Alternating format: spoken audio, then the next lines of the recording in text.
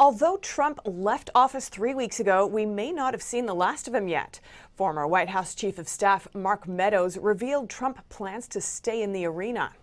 Meadows said in a radio interview with former White House advisor Sebastian Gorka that the president will continue to put the country first.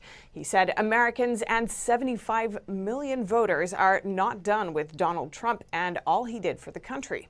Meadows added that he spoke to the former president on Wednesday and Thursday. And in her first public move, former First Lady Melania Trump is creating her own private office, following in her husband's footsteps. The office will likely be located in the Trump's new home, Mar-a-Lago, in Palm Beach, Florida. She opened her official Twitter account and made her first post. Last month, President Trump also opened his own post-presidential office. It's unclear yet how exactly she will use her office or Twitter account. Raising the federal minimum wage to $15 an hour may seem like a good idea. Some have argued it will make employees more productive and allow owners to retain talented workers.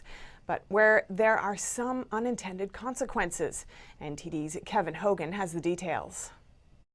To labor groups and others as well. There are some big shots in Washington who want to raise the minimum wage for the whole country. It might sound like a noble cause because, let's face it, who doesn't want to make more money? But how is it going to affect people in small-town America and families? We spoke with Rachel Gressler at the Heritage Foundation about the rural-urban divide in this one-size-fits-all policy.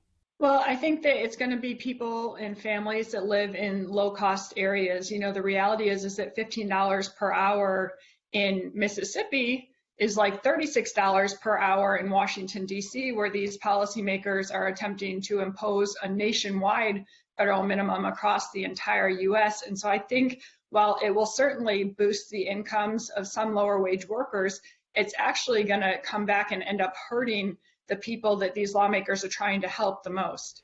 The nonpartisan Congressional Budget Office did a study on this very issue. They found that raising the minimum wage to $15 an hour by 2025 will give 27 million workers a raise and lift 900,000 Americans out of poverty. But Gressler says as the price of labor goes up, so does the cost of childcare. And so when you look at the wages of childcare workers, who at median right now are about $11.65 an hour, this would result in a very significant cost increase for those providers. And I estimate that you would have to increase their costs by 21% on average across the United States. That would translate into an extra $3,728 for a family with 2 children. And that same study said over the next 4 years, the move would cause 1.4 million Americans to have to hear, "You're fired." And who wants to hear that? What's more, Gressler points out that some workers just aren't that productive to warrant that type of salary. And the reality is at $15 per hour, that's equivalent to $36,000 per year for the employer's costs. There are a lot of people, especially when they first start out in the labor market, who aren't able to produce that much in value, at least not yet. They need some experience and additional education. And what we're doing here is essentially pricing out certain people from the labor force. But the debate on this still rages on, so we'll let you mull it over. Democrats are preparing to pass the minimum wage increase inside of Biden's monster relief package. A technicality would allow them to pass it quickly and without Republican support. But moderate Democrat Senator Kristen Sinema has all but put the kibosh on that idea by opposing it. Kevin Hogan, NTD News. Now, concerned experts say Biden's recent order on deportations is strangling an ICE operation that targets sex offenders. We hear from an immigration policy expert on the potential impacts of that policy and how it could play out over time. NTD's Melina Weisskopf has more. A nationwide ICE operation to target and deport convicted sex offenders now blocked by Biden's new deportation directive. U.S. Marshal Service and ICE confirm they are re-evaluating enforcement operations on sex offenders. That includes child molesters. ICE knew where they were last week, and they were prepared to act. Now that things have been put on hold, they're either going to commit more crimes or they're going to relocate somewhere else within the interior of the country, and it'll take years, if ever, for immigration enforcement officials to identify these removable aliens. Canceling ICE's Operation Talion has had immediate effects. Immigration policy expert Jessica Vaughn writes that an ICE officer told her More than 24 deportable sex offender targets in his area will be free to reoffend. Again, it hampers ICE's ability to do their job. It's baffling and it's dangerous, and the consequences will be real and they will be severe. And the Biden administration is going to have to take ownership over all of the heinous crimes that will occur in the intervening time. And to assess the impact of Biden's order, Jessica Vaughn took a look at 2018 records of all aliens removed by ICE. Here's what she found. In 2018, ICE removed more than 95,000 aliens. Vaughn writes that if Biden's order were to have been applied then, only about 3,000 or 3.5% of those illegal immigrants would have been deported. And it's expected that this new order will have unprecedented impacts in the years to come. Melina Weisskopf, NTD News. The canceled Keystone Pipeline was years in the making, with many in South Dakota invested in the project. One company helped bring electricity to the pipeline. NTD's Don Tran talked to that business about how Biden's decision is affecting them and their community. At a South Dakota electric company, a huge amount of capital has been put on hold. The company has around $14 million worth of equipment. It's all waiting to be put to use. I'm here at West Central Electric Cooperative's warehouse, and behind me are two sub-transition transformers. Each of them cost $750,000 and have been sitting here since 2013. They were actually scheduled to be sent to one of the oil pump stations to provide more power, but after President Biden canceled the Keystone Pipeline's construction, it looks like these two will have to sit back a while longer.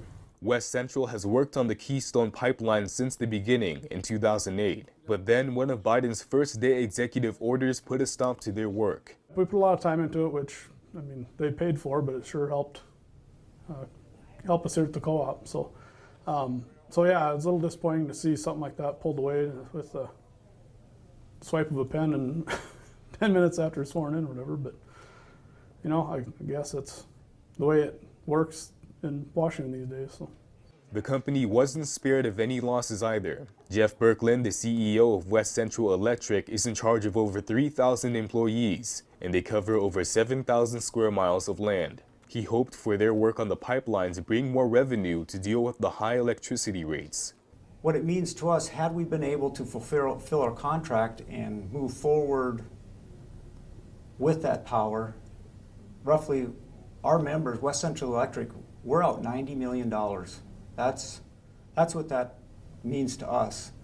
It also would have given $4 million in state sales tax revenue. For Berklin, the pipeline seemed like the only opportunity to help his members grow, but he's still hopeful for future prospects. I have to be optimistic. No is not an answer. That's not how I was raised. It's you got a problem, you got to find a solution. We got to work together. There's give and take on both sides, and that's how our country was founded. Berklin added he understands people's concerns about why the pipeline shouldn't be built, but he thinks stopping the project altogether is not the best solution. Reporting in South Dakota, Don Tran, NTD News. We have new updates on the horrific accident in Texas. The death toll has sadly risen, and we learn more about what happened. NTD's Christina Kim speaks to a fire department volunteer who went to the scene. We've all seen the horrifying images of the 133-car pileup on Texas's icy interstate road, the wreckage spanning over a mile. As of now, officials say at least 6 people were killed. A count from CNN reports 9 deaths. 65 people had to be treated at the hospital for their injuries from the accident. Never anything like this.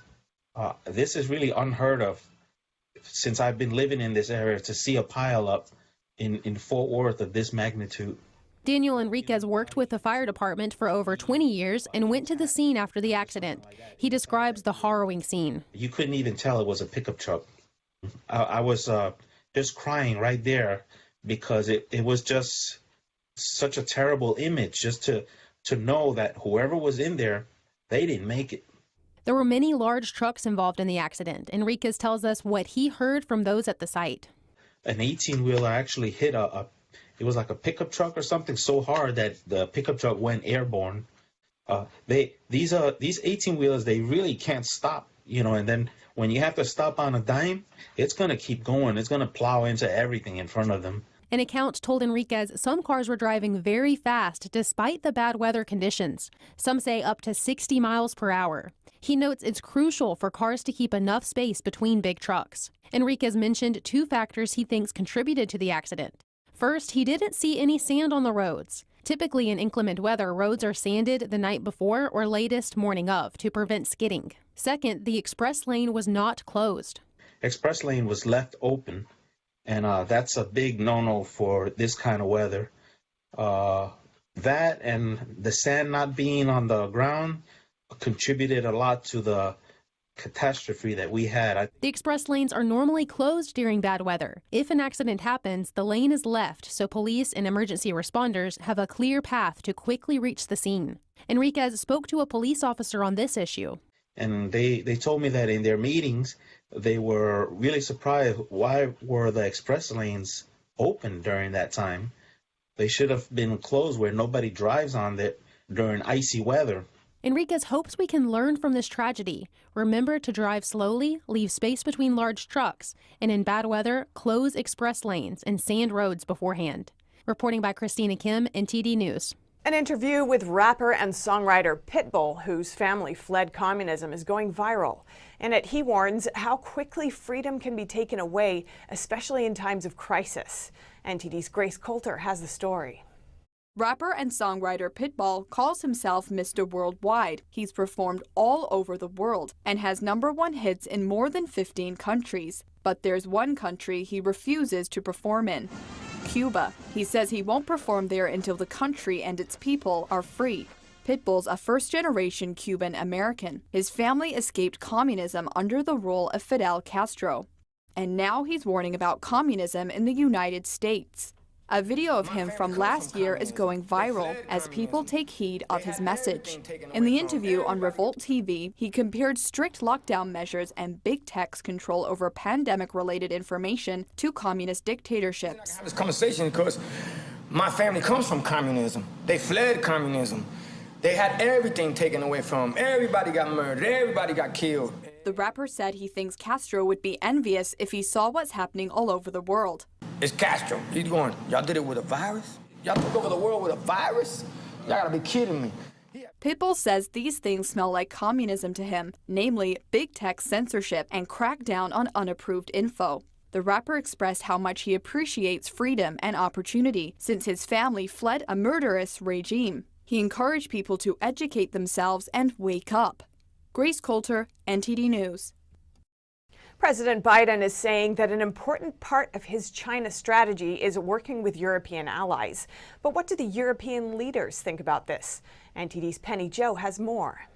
Ever since his election campaign, President Biden has been saying his China strategy is working with other democratic allies like the European Union. The way China will respond is when we gather the rest of the world.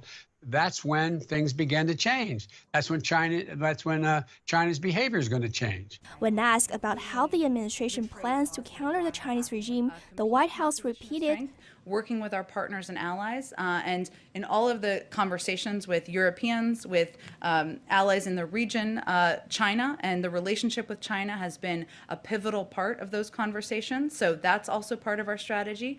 And then also, can President Biden work with Europe to counter the Chinese Communist Party, or CCP? Earlier this month, French President Emmanuel Macron told an American think tank that the European Union should not gang up on China with the U.S. For me, we have two different scenarios which are to be excluded. Number one would be a scenario where we put in a situation to join all together against China. This one for me is counterproductive because it will push China to increase its regional strategy. It will push China to precisely diminish its cooperation on the different agenda. And I think this is detrimental to all of us. The French president says the EU will speak out about the CCP's human rights issues, but will also work with the regime in terms of trade and climate change. Another European leader, German Chancellor Angela Merkel, criticized last month the CCP's lack of transparency at the start of the pandemic, but she added that she agrees with CCP leader Xi Jinping there should not be a Cold War between the West and China. The Chinese president spoke yesterday, and he and I agree on that. We see a need for multilateralism. As Merkel prepares to step down this year, it remains to be seen whether the country's next leader will continue Merkel's China policy. Penny Zhou, NTD News. Hi there. A quick update. Social media has some new restrictions which might affect your access to our channel.